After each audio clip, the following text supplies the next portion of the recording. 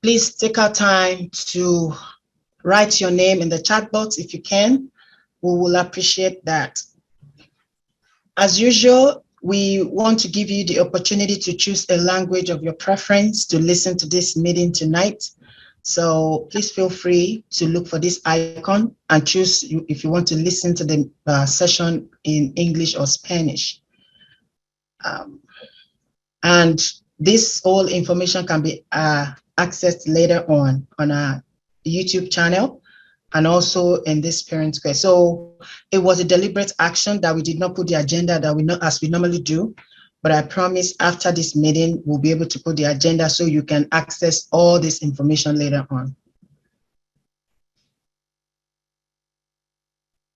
So without wasting time, I'm going to invite the attorney to please give us the updates from immigration.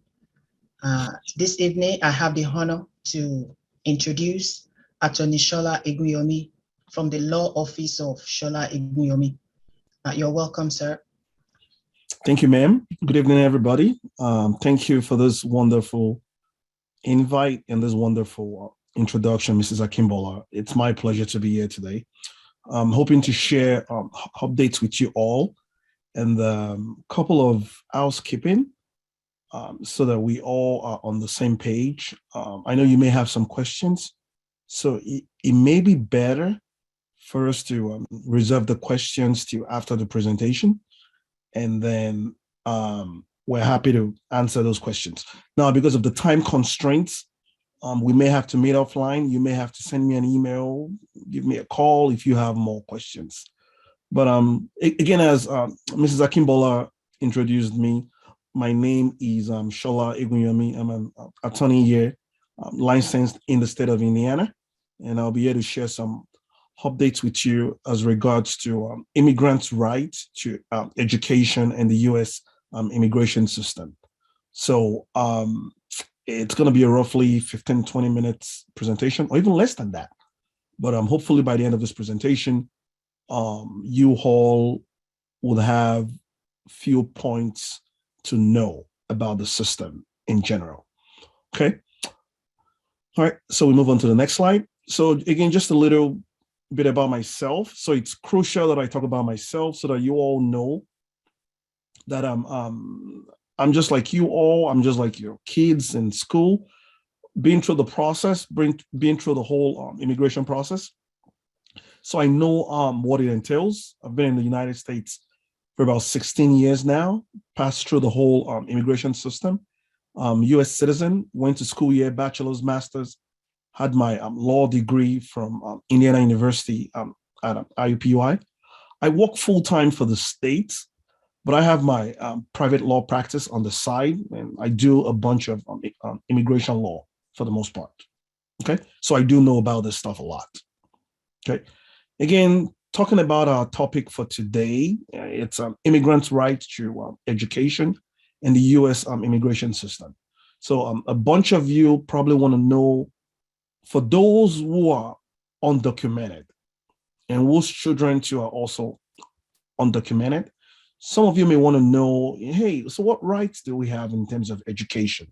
How can we proceed forward? How do we move forward in the school system here in the United States? Well, the first good news I want to share is that the fact that your kids are undocumented, if they have the right to attend public primary and secondary schools, just like U.S. citizens. You know, so the U.S. Supreme Court in 1982 basically said, hey, the fact that a child is undocumented in the United States, that child still has the rights. That child can go to school K through 12, kindergarten through 12th grade. They have the same rights. They've got to be able to go to school. You've got to train them. They have to be going to school. That's because the government wants these kids to graduate and be sort of, they must be part of the society. They want them to be a productive member of society. So it's in the government's interest. It's in your interest to make sure that your kids are educated just like US citizens. So your kids have the right to be in school. They have the right to achieve education as well. Again, more good news, so the right extends to public primary and secondary school, just as I said, all right? There's no federal law or state law that says undocumented kids cannot go to school or even to college, right? I mean, this is a high school setting that we're talking right now. After high school, well, the kids have to go to college. Well, there's no federal or state law that says that your kids can go to college. So that's a good thing. Specifically, here in Indiana, there are no public universities that say you cannot go. Again, because we're here in Indiana, so it makes sense to talk more about Indiana. Okay? And then the next slide.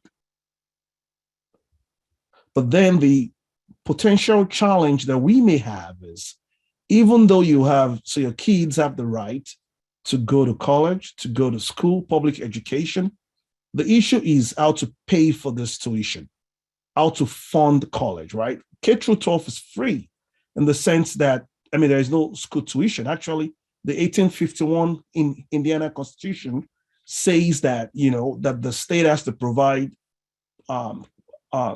K through 12 education for free. The only things you pay for in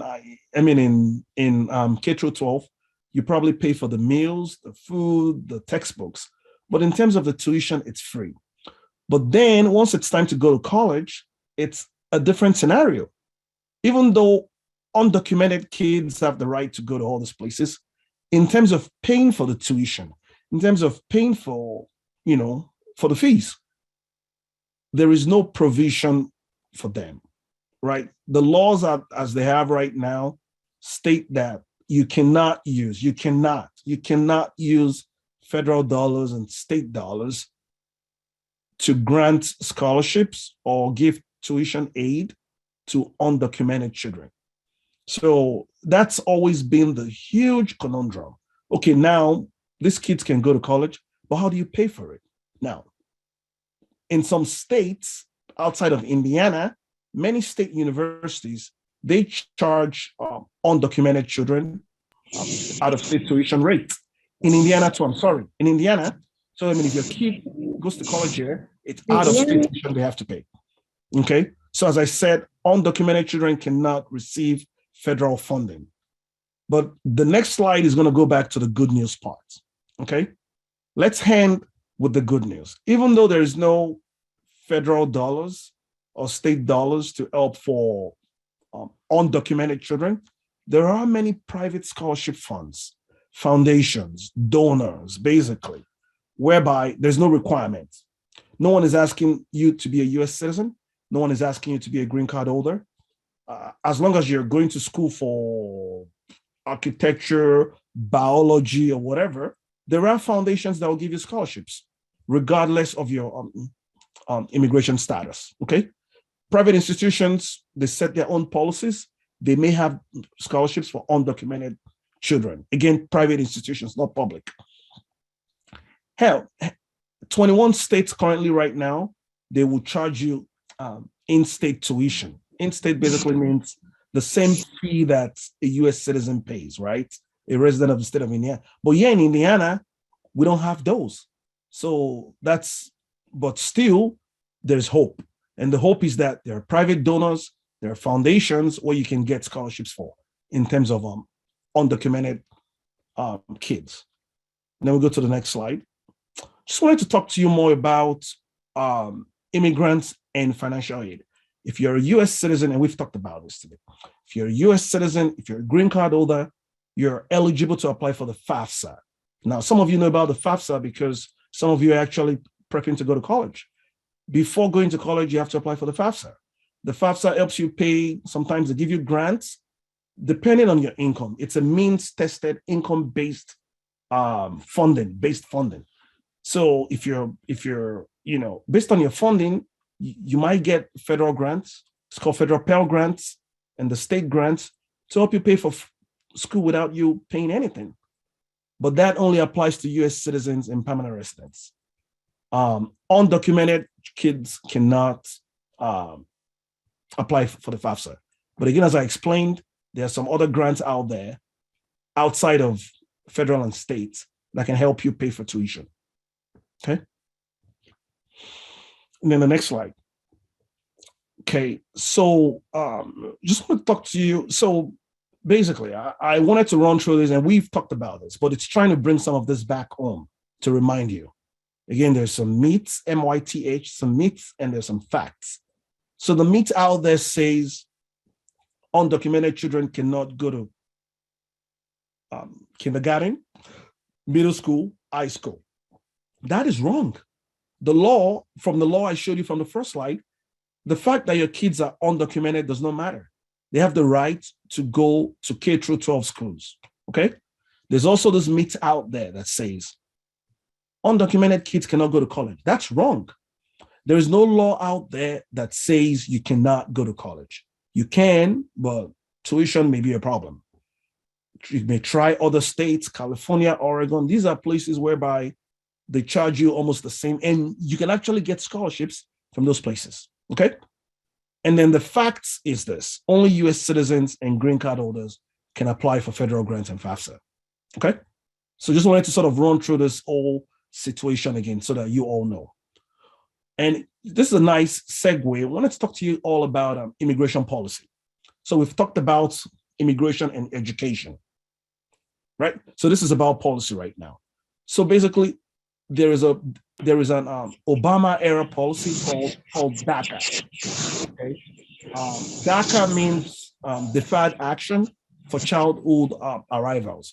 So basically, at some point in time, so the Obama administration basically said, "Hey, if you came to the U.S. as a kid before you were 16 years old, and you have been in the U.S. since 2007, and up until 2012, you are still in the country, we're going to give you a work authorization." And that's because the federal government realized that we have a bunch of undocumented kids. They've gone through high school, they've graduated, and there's nothing they can do with their life. These kids cannot work. There's no job, nothing for them. So Daca wanted to bridge that gap to say, all right, we'll give you guys a work permit, not a green card, but just a work permit for you to be able to work. And then hopefully we find a final solution from Congress. Congress will then help fix the immigration system. So, so we have some kids right now in Daca right now. The unfortunate part is Daca is not accepting new applications right now. And that's because it's in court right now. It's been, the court said, nope, it's not a good program. But those that are in the program already, they're grandfathered, okay? So that's kind of where we are. My encouragement to you all is make sure your children, if your kids are undocumented, make sure your kids are going to school. Make sure they have an high school degree. Make sure they try to go to college, even if they have no immigration status. And the reason being, eventually, Congress is going to come to its senses and they will fix the system. If they fix the system, the immigration system, part of the questions that they're going to ask. We can hear you, yes. Oh, I'm sorry. So, yeah,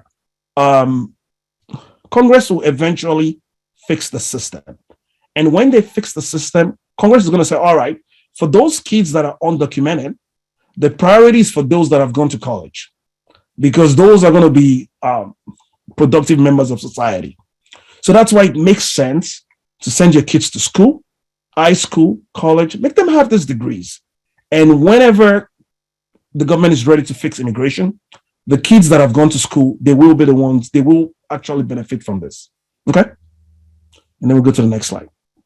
Again, other immigration issues, we've had some people ask, what's the difference between a refugee and an asylee? So again, basically, just quickly, because I know we're almost running out of time, I'm sorry.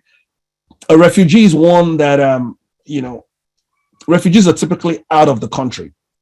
They are fleeing their country. They are running away from their country because of serious human rights violations and persecutions that are about to happen to them. So they are the ones sort of applying to a different country. Sometimes they apply to the US, Canada. They are seeking refuge from what's going on, back home in their home country. All right. So that's a refugee. When you're in your country applying for refuge in another country. And asylum is different. Asylum holders or asylees are those that have made their way, they found their way into the United States. They're in the United States and they're applying for asylum status. Hey, US government, we don't want to go back to our country because we're being persecuted because of our race, sex, gender, religion, identity, politics. So the difference is refugees are outside trying to come in. Asylees are inside America applying for asylum. That's the difference. They're both trying to seek protection from the same problems back home anyway. Okay. And if the government approves or if you apply for asylum, they do grant you something called a work permit. Nowadays, it's usually for 2 years. Now, the work permit can be given to a bunch of immigration category. It's not just for asylum for asylees. If you get married to a U.S. citizen, you can apply for a work permit.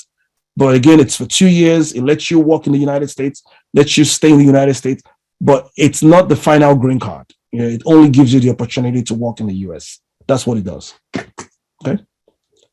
Then the next slide. That's all I have for today. You know, I'm going to open this up for just a little questions. We've seen some hands raised.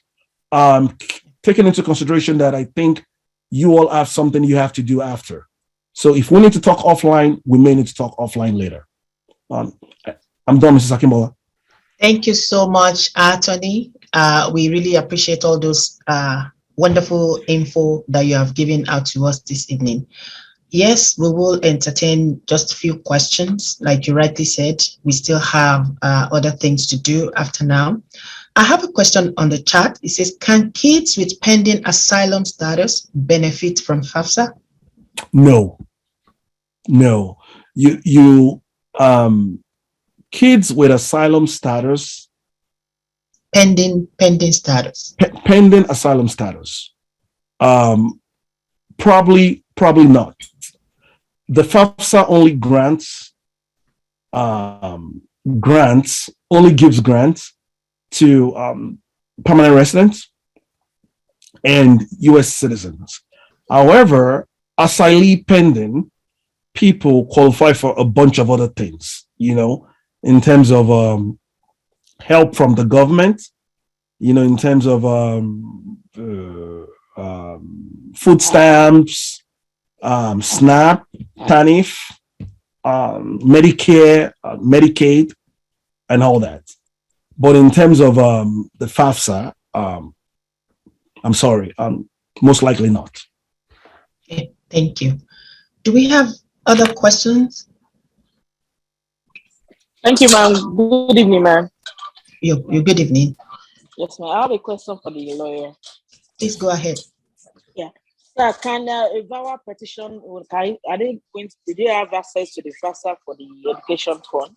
So the VAWA applicant is virtually in the same category with the asylee applicant. I'm sorry, the asylum applicant. You get a bunch of other government benefits, okay, but except for the FAFSA, right? So every other person who has overstayed their visa, no benefits for you. But asylum, VAWA, yes, we'll give you food stamp, we'll give you SNAP, TANF, we'll pay your rent in some apartments, you know, we give you Medicare, Medicaid, but then for FAFSA, no. FAFSA specifically is for, you know, permanent residents and U.S. citizens. Thank you. Any other question, please? And please rest assured that you can always talk to the attorney after now. His contact has been placed into the chat. So please feel free to contact him, send him an email, and from there you can, you know, set an appointment and you can meet him for detailed questions if you have any. And that's why we are bringing all these resources for you to be able to take advantage of. So please feel free after now and it is totally open to that. And Okay. and if I may try to also clarify, right?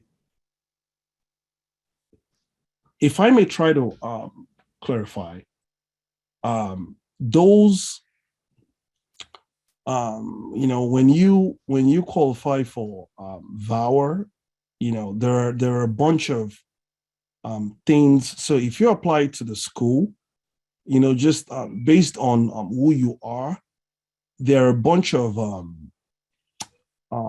benefits out there. So I won't be surprised if the school finds scholarship for VAWAR applicants, for that. Again, just because of the stuff they've been through, right? So again, yeah. Okay. Thank you so much once again. We just want to say we appreciate your time and all the information that you have given to us. Please feel free to. I'm very sorry. I'm very sorry, Mrs. Akimbola, and I will need to make a clarification to Miss Belumi. I'm very sorry. So I stand a little corrected on this. VAWA may be one of those small category that may qualify for Fafsa. Okay, so I just quickly checked the law on that. So it is, so they call you, it's called the eligible non-citizens. So even though you're not a citizen, but you're eligible, but VAWA may qualify. And that's a strong may, okay? So regardless, I would still go on and apply for the FAFSA, if that makes sense, okay? Especially if your kids are the beneficiary of a VAWA. So let's say you are the one who applied for the VAWA and your kids are actually listed on the application as something called a derivative applicant. So they may qualify for it. So sorry for that. I had to quickly cross-check that. Okay. That's fine. We appreciate that. Yep. So if there are no other questions, we want to say thank you to you, and we hope you hang out with us for the rest of the program. Otherwise, we appreciate it and we hope to see you some other time. Thank you so much. Appreciate it. Thank you. So let's continue with our agenda for tonight. I'm going to share my screen again. So as now we normally do, we want to make sure that, especially as the kids go for the spring break from next week, feel free to visit the Indianapolis Public Library website. We have included the link right here for some fun events for the spring break. So for adults and kids alike, they have some music performances and even other activities to engage during the spring break. We have already listened to Fafsa for some of all you that have children in the high school, the junior, senior. So 2022 Fafsa filing deadline is on April 15, 2022. So April 15, please take note. And remember that this deadline applies to any Indiana student, regardless of being in high school or already enrolled in college, looking for financial aid for next school year. And please avail yourself with other assistance, food assistance, bills. IPL is extending winter disconnection to May 16 instead of March 15 that was announced before. So please go visit this website and take advantage of all this offer. And also there is a 4-day clinic free medical care that will be coming up on April 17 to 20. And please remember that this service is first come, first served. So it's going to happen at Lucas Oil Stadium in Indianapolis. The flyers are on there on the screen. Don't worry, you will have access to this whole thing after the meeting, so you can please take advantage of this program too. And now it is time to visit another continent, the continent of Africa. We are visiting Cape Town, South Africa this evening. So before we go, I want to quickly give us a brief and abridged history of Cape Town, just some facts. So Cape Town is a city that has its origin in 1652, when the Dutch East India Company established a refreshment station for its ship on the shore of Table Bay.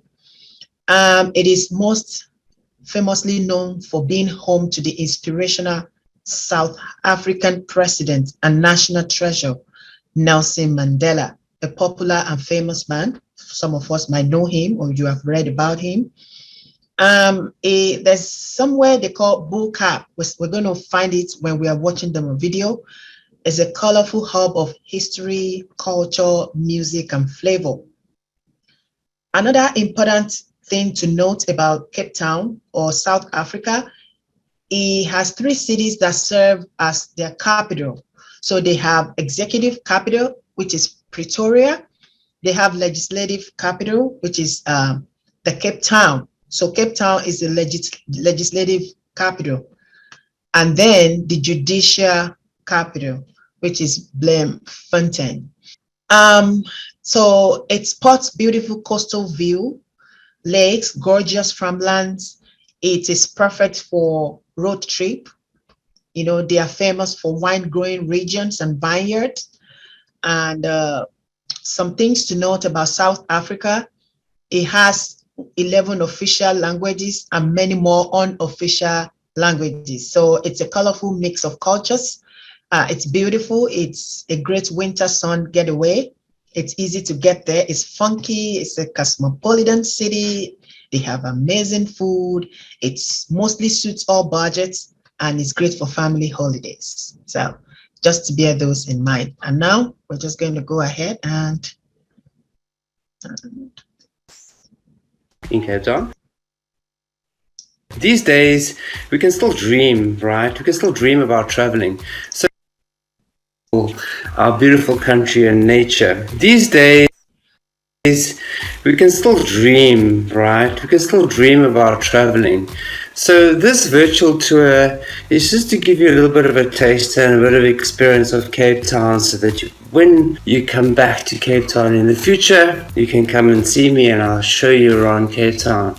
So I'm going to take you around. I'm going to show you the beautiful company garden. I'm going to show you some beautiful historical buildings, some old heritage areas, Table Mountain and all its beautiful and great views and some secret little hiking trails that you can do, Cape Point, and then we'll take you across to one of the old towns called Simonstown to a place called Boulders Beach and show you the African penguin or the jackass penguin, actually the African penguin. And then we'll end off our day with a lovely glass of wine at Groot Constantia, the oldest wine estate in South Africa. All right, so as you guys can see, this is a coffee place called Bean There Coffee. G Adventures love to support locally owned businesses. So this is Bean There Coffee. They support fair trade coffee, which is small farmers in Africa. They produce coffee, and yeah, it's a great place for us to start our day. Let's have a quick cup of coffee, and then we'll carry on. Just quickly about myself, where I come from.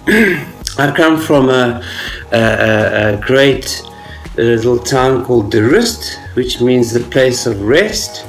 During the 1800s, our pioneers used to travel through the area to get into the northern part of southern Africa, coming through the Cape Colony, and the mountain ranges were pretty tough to get through, so they would rest up before they traveled through the passes. The Kloof Pass, it's called. It used to take over a week to get through.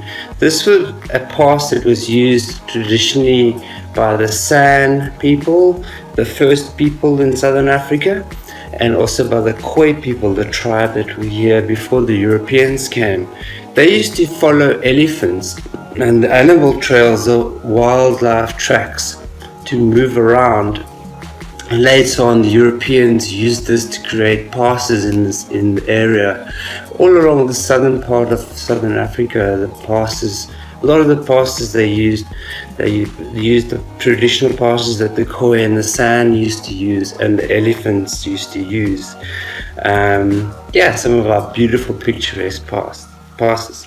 So anyway, it's a great area for port and sweet wines. There's sheep, ostriches, lovely hiking trails, mountain biking trails, beautiful local farming community, great places to come and have locally owned businesses, great places to come and rest, great place to come and spend a few days of rest on your journey. Let's see, we're going to take a little walk down towards an old church called the St. George's Cathedral. Alright, so guys, this is a photo of the company gardens. So this is the company gardens of Cape Town. There you go, you can see this lovely fresh water.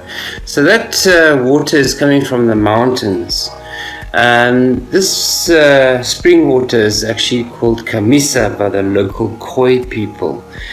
Anyway, just to give you a bit of background, the company gardens were built by the Dutch. The Dutch came to Cape Town, to South Africa in the 1600s, in the mid 1600s, around 1652 in fact. A guy by the name of Jan van Riebeck arrived from Holland to establish a refreshment station and a great place to grow fresh fruit and vegetables, clean water for the sailors, as the sailors were getting sick from scurvy traveling around to the east on the boats for so long. Obviously, people suffered from a bit of malnutrition, so they would stop in the Cape and freshen up, get some fresh supplies and move on towards the east.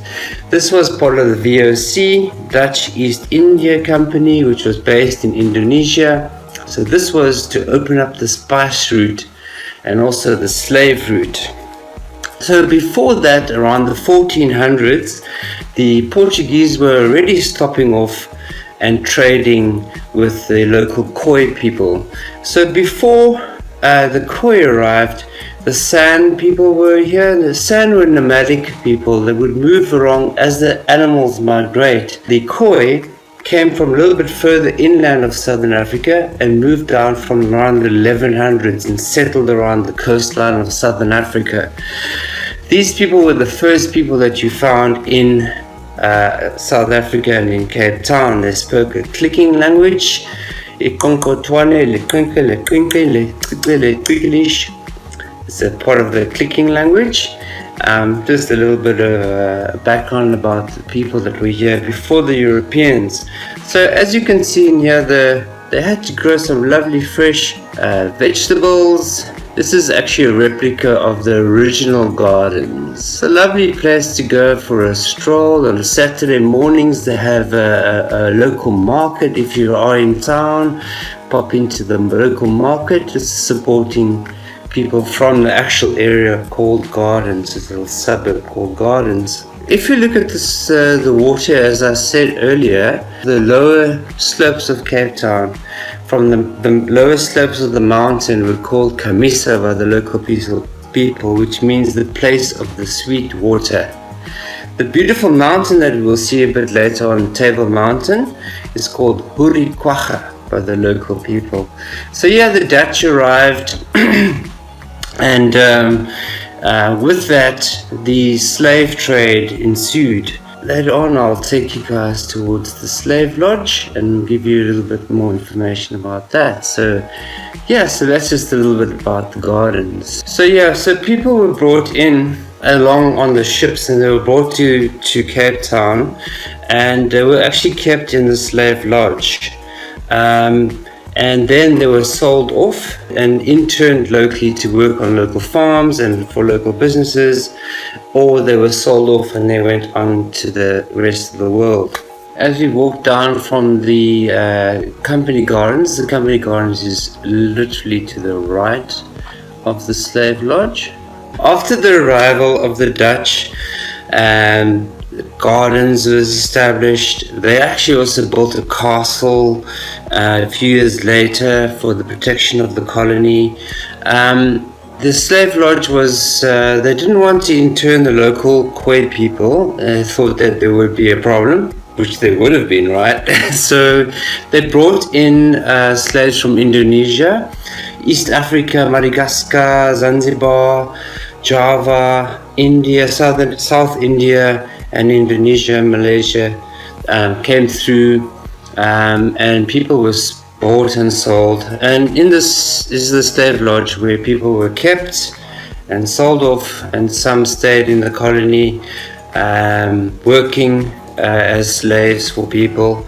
And South Africa is considered the rainbow nation. Cape Town is one of the most beautiful cosmopolitan cities I've been to in the world. Absolutely cosmopolitan because of all the mixtures of all the different cultures. And one of the reasons is because of the slave trade. People coming from all over the country, and after the emancipation of slavery in 1834, people stayed and made a life for themselves. So St. George's Cathedral, what makes St. George's Cathedral famous is that it was from 1986 to 1996. The St. George's Cathedral was run by Archbishop Desmond Tutu, the first black African bishop in South Africa. So if you look on the left hand side of the building there, now Bishop Tutu was a very, very well-known man, famous for his humanitarian work in the world and in South Africa, and a great friend and ally of Nelson Mandela. In fact, I have been very privileged to meet him. He's an incredibly lovely man and a great, great, great man in our country. So if you look on the left-hand side of the cathedral, you'll see there's a sign that says the crypt over there. It's a small little sign, little known secret. People don't really know about it, but the crypt used to be a place where they hid political prisoners during the 80s. South Africa was run by an apartheid government, and so we had a lot of political activists in the country to try and end apartheid. And so in the 80s, volatile times, people used to hide in the crypt. These days, the crypt is actually a jazz club, and money and takings from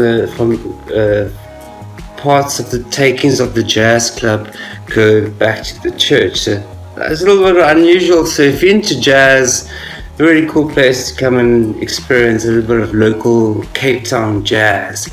There's also a local jazz festival in Cape Town. If you plan it and you come ahead of time, you can also check that out.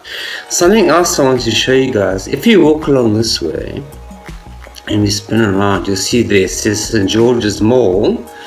Go around this way. This area, we have an event that takes place every first Thursday of every month in Cape Town. Currently it's probably a bit quiet, right? Where all local art galleries, a lot of galleries that normally just deal with exporting and their products are sold overseas or not as much locally. On those first Thursdays, they open up their art galleries. They have wine tastings in the galleries, foodies from all over, restaurant owners, food trucks, anybody that brews beer or wines or anything on a first Thursday in the evenings. The streets are actually cordoned off, lots of music going. So if you are traveling to Cape Town, try and work around those first Thursdays. There's always markets going though, but that first Thursday is a lovely experience. It's a great one to do right in the city. Walk into the street on a first Thursday and suddenly you wonder what's going on. Lovely, great vibes. So this is just around the corner from the St. George's Cathedral where we were. This is the old townhouse building. This was the head office of the National Apartheid government at the time in the 80s. So I want to tell you a story about the Purple Rain. So what happened was on the 2nd of September 1989, just before the apartheid government elections, thousands of protesters got together in the city, all around in front of the St. George's Cathedral Church that I showed you, and then in front of the National Party building, the old townhouse building. This is actually the Green Market Square area, as you can see in the foreground here. There's actually a lot of markets. It's a market where every single day it's open. A lot of African arts and crafts for sale, lots of craft markets around the area, little coffee shops, little restaurants all around this part of the city. One can walk through here, you can go change your money, you can go and have a cup of coffee, you can buy stuff for arts and craft, maybe you can buy an African curio or anything like that, and it's negotiable. Yes, so back to the building. So the story is called the Purple Rain Protest. So thousands of protesters were protesting against apartheid, right? So the police, what they did was, and the government, what they did was they mixed purple dye with the water in water cannons. And the idea was that they would spray the crowds and then just arrest everybody later. That was the theory. They did actually arrest a lot of people. A lot of political activists were arrested, and a lot of people were arrested. But a lot of police were also covered in purple dye. So what happened was, in front of the previous church I showed you, there was a water cannon, and one of the protesters actually, after the police opened, they literally sprayed the crowd. The groups ducked down, boom, to try and get away from the spray. Someone popped behind the cannon and turned the cannon on the building, all over this building. They sprayed all purple everywhere along here, up to 4 stories high. Windows were broken, and this whole building, and people were covered in purple paint everywhere that you can see. This whole area, the streets were covered in purple. Crazy times in our political history. So yeah, they kind of turned on the police. Yeah, even one of the windows in the church was broken, and yeah, crazy time in our history. So yeah, that's the story of the Purple Rain. So on the townhouse building, a few days later, a graffiti artist actually sprayed "The Purple Shall Govern," which comes from the anti-apartheid activists. The ANC used to have, the slogan was "The people shall govern." So they sprayed "The purple shall govern." So yeah, just a bit of fun history about our beautiful city, Cape Town. So we're gonna head up in this direction. We're gonna start heading towards another heritage area. This is an area called Boerkaap. Boerkaap, if you translate it, means the top of Cape Town. So this area was established around the 1700s, and during the time of slavery in the Cape. So a lot of people, the Dutch actually used to rent out these small buildings. Were built in the 1700s. Small little buildings were built up and rented out to Dutch artisans at a smaller rate. And the area was divided into 4 different areas. One of the areas was called the Malay Quarter, or it was actually called the Slave Quarter, where some of the slaves used to live and be kept. Some of the freed slaves at later stage used to rent the buildings. And so there's a mixture of some of the Dutch people living on the one side, renting them.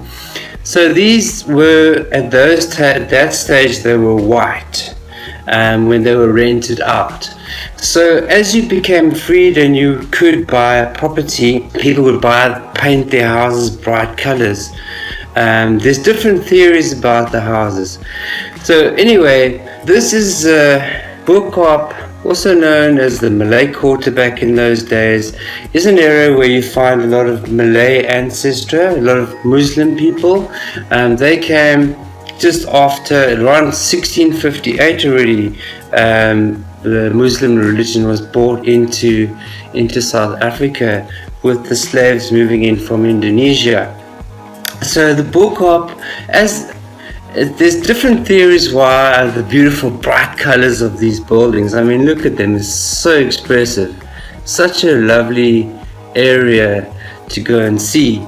The one theory was the emancipation, so freedom from slavery, so let's paint our houses bright, right?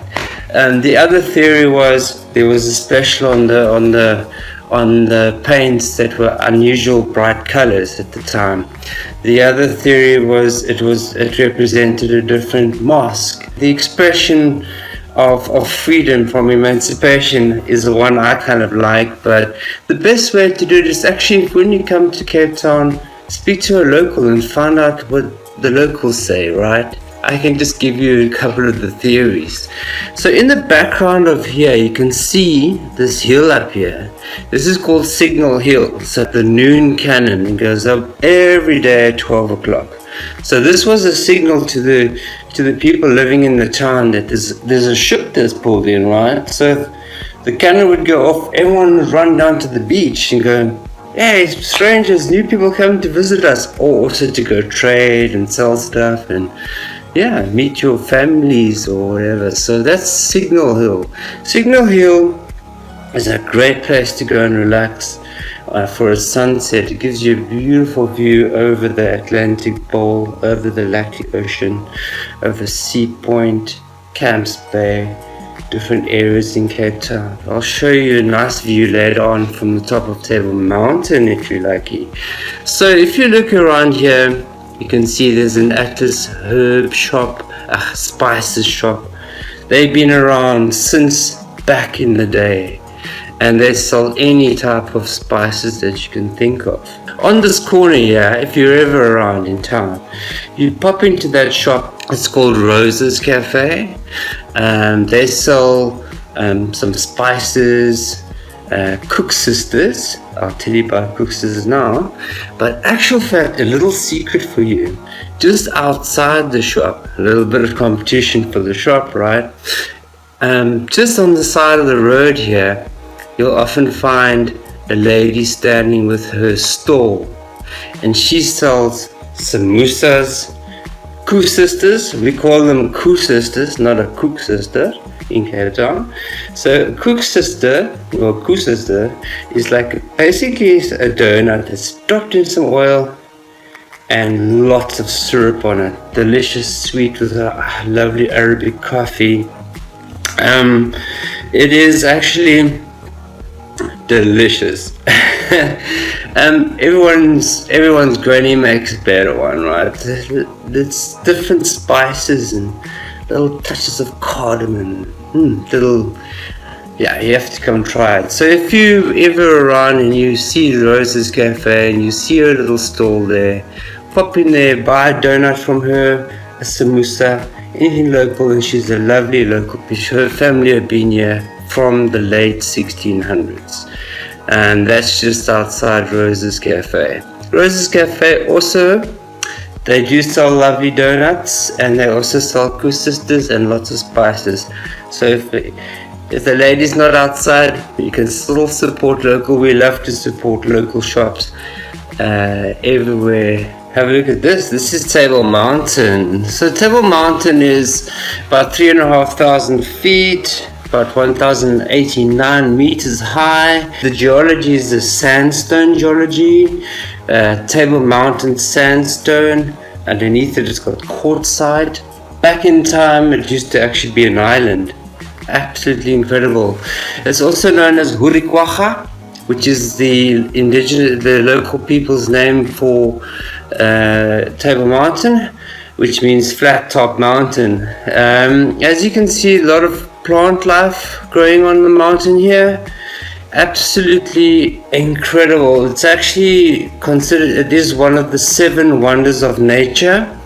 It is also part of the Cape Floral Kingdom, which is actually a World Heritage Site. Just the top of Table Mountain itself, you're looking at over 2,500 species of plants, which is way more than the whole of Great Britain. Absolutely incredible. Fynbos it's called, which means fine bush.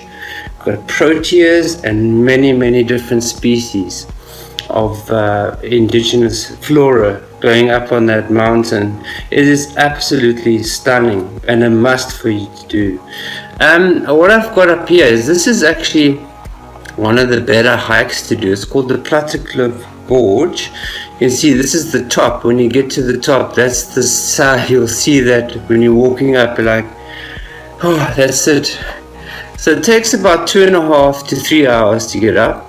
You can just scroll around here a little bit. I'll show you. There's the zigzag of it coming up the mountain. You can literally catch a taxi to the bottom road down there, and you can hike up, and you could also, I'll show you a bit later, you can catch a cable car back down, or you can catch a cable car up and down, depending on your time, right? A nice one to do is hike up, catch a cable car down, go and catch a nice brunch, and then go do something for the afternoon, you know? So yeah, that just gives you an idea of how the hike actually looks. It's probably the most doable one of all the hikes. There's at least 19 different hikes you can do. We can do a guided one. We do have suppliers that do actual guided hikes up the mountain. If you want to do a more intense hike, there's many. We can just speak to your CEO when you come to Cape Town, and we'll connect you up with the right right supplier to take you up the mountain. Just for interest sakes, this mountain top over here is called the Devil's Peak. Lovely story about that. Also a nice brewery in Cape Town. They use spring water from the mountain to produce lovely ale. As we slide across here, you start seeing the bowl of Cape Town. In the distance over there, that island over there, is the famous Robben Island. So Robben Island is where a lot of political activists and even a Zulu king spent some time on Robben Island. Nelson Mandela actually spent 18 of his 27 years of incarceration on that island. Can you just imagine that? I think it's crazy, right? Just on the bottom foreground here, this is, if you use your imagination a little bit, this is the Lion's Head. And this down the bottom there is the Signal Hill, great place for sunsets, sunset drinks. Top of Lion's Head also has unique fynbos that you don't find anywhere. All right, families. It is 6:27 right now. I am sorry, we have to pause it right there. I know we are all enjoying the beautiful scenery of Cape Town, South Africa. And I tell you what, if you ever have the opportunity to travel out of here to visit that continent, please make sure you plan to visit South Africa. I've never been there, but I've watched movies and I've heard stories about the place. It is a beautiful, beautiful city. I mean, Cape Town, and of course, South Africa in general, as a country, is a beautiful place. So if you are able, plan it and try to visit that place. I tell you, you will not regret it. So let's try to finish up so that we will not keep you here all day. We know the evening you still have some other things to do this evening. So 1 second, let me reshare my screen real quick.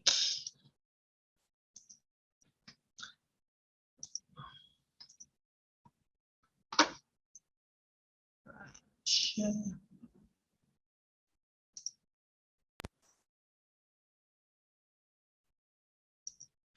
Oh, sorry. Is someone raising their hand? Okay. So a couple of announcements real quick. Spring break, like we mentioned earlier, is Monday, March 21st to Friday, April 1st. So schools will resume back on Monday, April 4th. Take a moment to please fill out the parents meeting feedback survey. It is very important. I'm going to place it in the chat box again. Please try and fill it out for us. It is very, very important for everyone to complete that. Our next meeting will be next month, April 21st, 2022. So today we have come to the end of this meeting. Remember to enjoy your family time together these 2 weeks. Enjoy your spring break. Make sure your children are having a very good time. Also encourage them to read. Remember, readers go places. So encourage them to read so that they will not forget everything they've been taught by the time they come back to school. We just want to say thank you always for stopping by, for always finding a time to hang out with us every month. Part of what we want to know or learn from you is what you think, possible topics you want to be shared on this platform. If you are looking into specific things you want to listen to, please let us know, and we will do our best to make sure we invite people, professionals that will be able to supply us with those info. Thank you. We, as always, we recognize all our staff members that are joining us tonight. We say thank you. We hope you continue to join us and you'll never be tired. So on behalf of Mr. Escobar and myself, and of course our entire team, we want to say thank you for hanging out with us and enjoy your evening. Thank you and have a nice evening.